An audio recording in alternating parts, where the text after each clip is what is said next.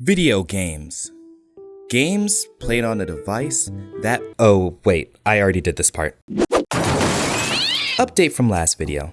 I still love playing video games. Another update. I'm still broke as hell.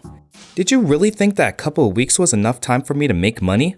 Sorry to crush your spirit, bud, but I'm unemployed. Bills still aren't paid, and my passion will never be quenched from a lack of sufficient funds. But there's another passion of mine that we're going to explore today.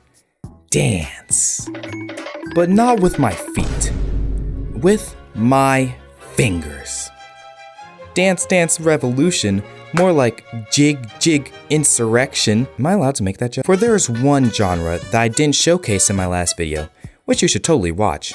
Actually, there are many genres that I didn't showcase, but there's one that I actually care about at this moment in time, and that is rhythm games. The type of games where you break your fingers for the love of the sport, while having loud music blast in your ears that you're not paying attention to due to you breaking your fingers for the love of the sport. Oh, how poetic the cycle of rhythm is. With amazing frontrunners of the genre like Guitar Hero, Beat Saber, and I don't know, Friday Night Funkin'? The rhythm genre has been eating good and has an infinite amount of content to give to the masses. As long as music is a thing, this genre will always be growing and delivering. But need I remind you that I have no money.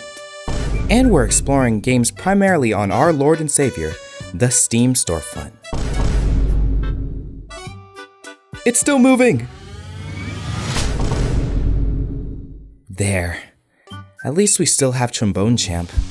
It may cost money, but I could never hurt you.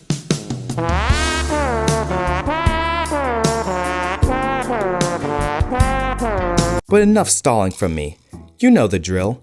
I give at most an hour of time for 5 games of my choice, and I try not to suffer while playing. This is my exploration of Steam's free-to-play rhythm games. But first, a word from our sponsor. Me. Trust me, it'll be quick. I've spent these past 2 videos talking about how broke I am. Broke. Very broke. And there's one way to help me out with that other than watching my channel, and that is buying my merch. These artists and I worked hard to give you these amazing designs at an affordable price, from hats to hoodies to shirts to more. So why don't you have fun scrolling on my merch site, BigNameyBoi.myspreadshop.com, to get your merch today, cause what is merch short for? That's right, buy my merch. Also subscribe to this channel. Only 4% of people that watch my videos are actually subscribed, so it will make my little monkey brain happy to see small number go big. Yippee! Thanks a lot for the support. On to the video. Neon Beats. Oh, let me tell you, this game is neon. And beady. This game is basically Geometry Dash, but the square you control has gained complete sentience and requires fewer precise movements needed to beat the levels. Topped with disappearing platforms, bouncy half-circle thingies, swings, and fire music, but that's a given. If you're a rhythm game with absolute dogshit music, then what are you really? Dogshit, that's what you are. Is that even a question? Call it severe brain rot from all the fast-paced games I've played throughout my life, including games in the same genre with the same look, but I was bored playing this game.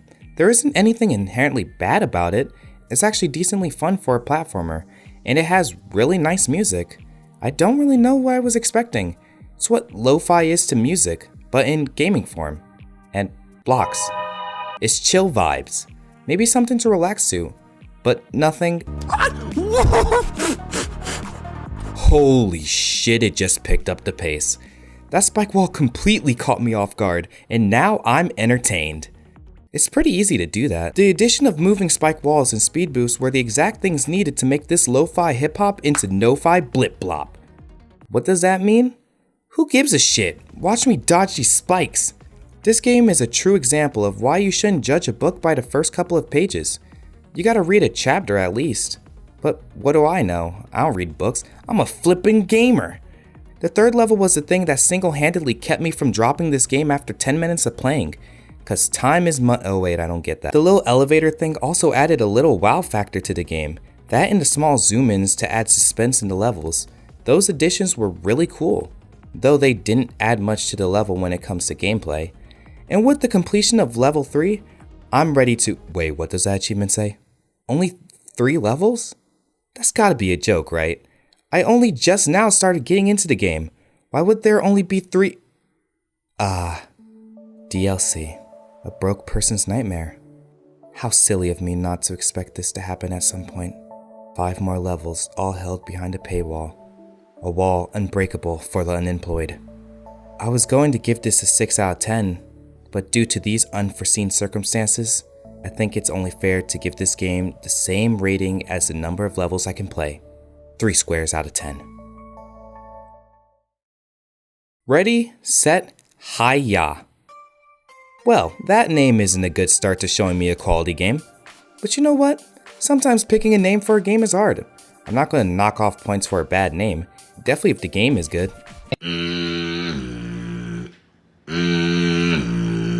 Right when you open the game, you're met with these 3 lovely people. These are your main characters. And the only characters. Red L, Bobo, and Geo Geo. Amazing looking characters, I might add. Now if you travel around the menu a bit, you get the character screen. Obviously, the tutorial, the songs, and the credits, with these little guys floating around. Look at these cute pandas. But that's not important to the game. Let's just look at the— what is happening? What is this? Huh? Okay, a little rough around the edges, but let's see the rhythm aspect of this. That is what this entire video is about. What is this? Why is this a game? Who made this? I was too busy looking at pandas to actually pay attention to the credits. Was that their plan? Cause it worked. If only they added pandas behind the gameplay, maybe I wouldn't realize how shit it is. I wish I was able to go into the mind of the developers for this game, cause this is the weirdest set of controls I've ever seen in any game, let alone a rhythm game. The controls span across the entire keyboard. I wasn't even sure if the button presses were even on beat with the songs, but the songs aren't that bad, so I give that a pass. But there are only 2 songs. So many points are being docked right now, I don't even know where to start. The animations are so fucking weird. Not that I could pay much attention to them since I had to focus on stretching my fingers across the keyboard and around my microphone to press the keys that are continents away from each other. With the lack of diverse music, lack of polish, lack of controls that actually make sense, lack of actual rhythm, I can go on, but why would I bother? This game isn't good. The only good aspects I can make of this game is that the character designs are creative, and the 2 songs they do have aren't terrible. And that's not a high bar to cross. It's a cool concept, but it has already been done before, and better, even by other free games on Steam. This game isn't going to be in the video, I just really like it. I give this game 1 floating panda out of 10, and that's being generous.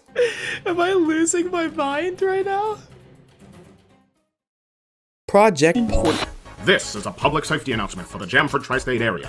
Resoltech, the power company that has snuck into our eco-friendly hearts with their promise of converting music and rhythm into a sustainable energy source, has recently gotten its fair share of controversy as reports of their products leaking a funny pink ooze have emerged over the past week. Resoltech CEO Durfin Slime Bergenschlop says the ooze is a harmless, unpredicted byproduct from the energy conversion process. However, Resoltech has taken precautions and safely mass dumped most of it into landfills and oceans. Over the past few days, reports have increased in both amount and obscurity, as the pink ooze is seen leaking from sewer pipes and emerging from cracks in the ground to form what looks like music-hungry monsters.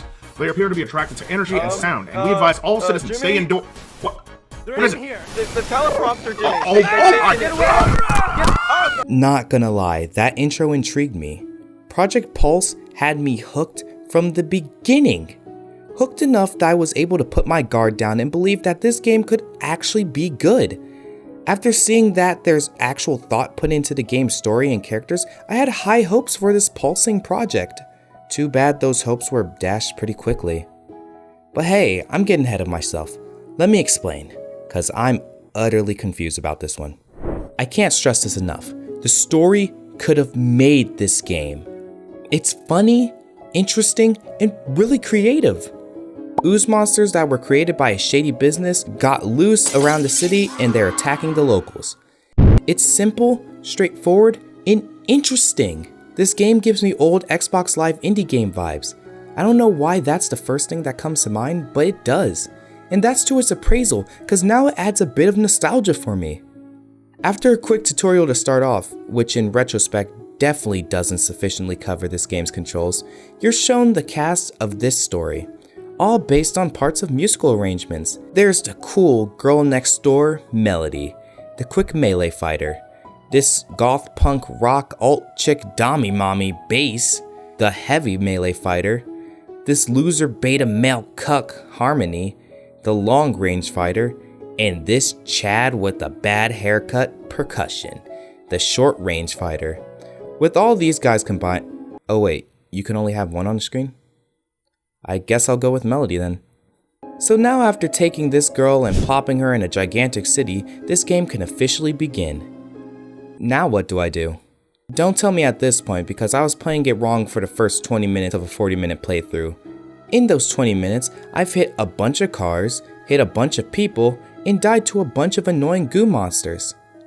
Then I realized those are not the only things I'm supposed to do. If I were to pause the game, you would notice that there's a missions panel where I can accept certain missions to gain the in-game currency, which are called clefs, cause music. Those clefs can be used to buy weapons. I wasn't able to get that far though. I was able to complete one mission in the entirety of my playing. That's because the other missions I played said I had a certain amount of enemies I had to kill, and no matter how many I killed, counter didn't go down before I died. Multiple times. I'm also confused by the controls. There was a move that was built up in the tutorial where you hold the attack button for a charged attack, but it needs to be released on beat. That sounds pretty simple until one problem occurs. The music isn't on beat with the circle that shows the BPM through vibrations. Even when I did release on beat by staring at the circle, only a few times would it actually do the charged attack, which doesn't even seem like a charged attack to me. Look, I did it to this goo monster and it didn't even do damage. I don't know if this move is something with a buffer period, but it doesn't show that on screen and I wasn't told it in the tutorial, so I wouldn't know. It's so confusing. I lost all interest after killing like 10 goo monsters and still not completing a mission that said I had to kill 5, and then accidentally exiting out of the game. I don't know how they fumbled so hard with this game. There were multiple times when I pressed the attack or dash button and it didn't do anything. The music for some reason started to overlap the same song over and over again. That's probably when the music started getting off beat, and it just wasn't fun. Very great concept, but sucky execution. Extremely disappointed. 3 weird goos out of 10. Pentagons go wee! First of all, fire name, and a very rare thumb workout for rhythm games, making me have to pull out the trusted old wired Xbox controller. Where is it? Oh my god, that's so funny. You see, it's funny because it's camo. No, camo's actually used for. This game requires you to move a circle through little openings of pentagons as the music plays.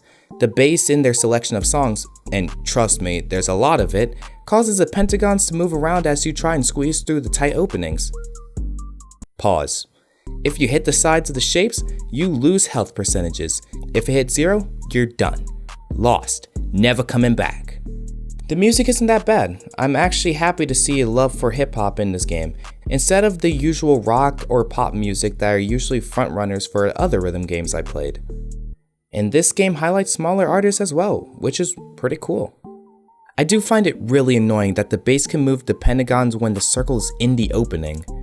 I like the use of anticipation in the game with the bass, but the direction of the pentagon movements are unpredictable, and if I'm in the opening, I'd rather not have the pentagon jerk randomly to left or right for an easy loss of health. Just a slight nitpick though, maybe even a little skill issue. But I'm sure you can see the main issue from the background gameplay here. This is boring. There's nothing really going on here that's interesting. I literally spent the last 5 minutes of recording this gameplay mindlessly playing the game while thinking about what I'll write for this section. It's a cool concept, again, but this can't make it big or gain a big audience if the gameplay is this simple along with being boring. Like, Guitar Hero doesn't have much going for it. It's literally just pressing buttons as they come by, but it made sure to make it versatile in its gameplay and execution to keep you entertained. Well, that and it has popular songs that are fun to play while also making me feel like I'm actually rocking out on a guitar, which is dope. I just don't see that in here. But this game is still early access. Maybe the creator can find a way to spruce up the gameplay, add some more songs of different genres, or maybe make it so the community it garners can add their own songs and make levels to their heart's content. But until those things happen, this game will continue to be a pentagon-shaped cookie cutter that played it a little too safe. Not bad in the slightest, but definitely doesn't match with the power of Friday Night Funkin'. I rate it 5 pentagons out of 10. Love Burb. This game is great. Didn't think I was actually going to be able to say that for a game in this video. I don't think there was a single bad thing in this game. It was a great premise, done very well, creative, and innovative. I'm a sucker for visual novels that are done right, and this game is done right. Let me enlighten you on the story. The game starts with a silhouetted bird who turns out to be the main character Finch's best friend Russo. Russo comes in and tries to help you out of a 6-month funk after being broken up with for being boring. To get Finch back in the swing of things, Russo has Finch download a hip new dating app called Bumbird. Totally original dating app name, I know. Reluctantly, Finch agrees and is sent on their first date with Russo. 'Cause fuck yeah. Then we're introduced to the gameplay, where we're given prompts that we have to answer accordingly by pressing the arrow keys on beat for the answer you think will win your date over. Or swing your head in a circle like me.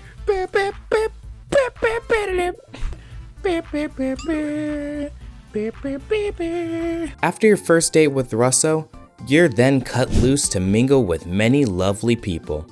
With my limited time, I didn't get to talk to everyone, but I think I had a pretty good selection of people that really showcased this game perfectly. First, there's Mona and Melon, a demonic duo of willow tits who are emo to the max. As they say themselves, they love to wallow in self-pity and swim in the abyss of bleak darkness and emo stuff. On our first date, we talked about normal stuff like, do you love the rain? How do you like your coffee? Have you seen a corpse before? You know, normal stuff. The date ended well, and I couldn't wait for them to darken my soul some more. Next up was Scott, a woodpecker who's into reading and is extremely paranoid. So paranoid, in fact, he could feel my soul judging him beyond the material plane. So yeah, he was pretty fun to talk to. He just talked about the philosophy of love, and I responded accordingly. But in the end, the date failed. I don't really know why though. Third and final bird was Dorian. A majestic, sexual, big-titted frigate bird. Frigate bird? I don't know how you say that. Dorian oozed charisma and beamed confidence. He was a dominating force to say the least, but he seemed like a really chill dude, accepting of all birds that came his way, and I respect the hell out of that. Beaks off to you, Dorian. That date went well too. These 3 lovebirds have all been picked, even though one dropped me. Whatever, continue being paranoid somewhere else, Scott. The birds have all been chosen, but with the previously mentioned time restraints, I had to pick one to go all the way with. It was a hard choice. Would I want the beautiful, majestic man such as Dorian, or the depressing and sad combo of Mona and Melon? It's a tough choice, but I'll decide to go with Russo. Come on, just look at that ribbon. I couldn't say no to them. We went on multiple dates, taking selfies and hanging out, being total bros, before I asked them the big ol' question. I was met with a slap in the face. A surprisingly emotional and serious conversation happens where Russo reveals that they're asexual, even though they announced it before in the last date before this moment. Russo tries really hard not to accept the request because they don't want their best friend to not be able to have chicks in a sexual relationship. But Finch pushes on, telling Russo that they don't need that to be happy in a relationship, saying that they want to live their terribly short life with Russo and Russo alone. And the credits roll. An amazing story, and that's only a fraction of what the game brings. This game is amazing in so many different ways. There are so many funny moments. Okay, I think it's good to get this day started before I have to worry about why you have a parole anklet on your foot. What a reveal! But there are also sad and serious moments that are done well. The comedy doesn't take away from the serious parts. The music is amazing.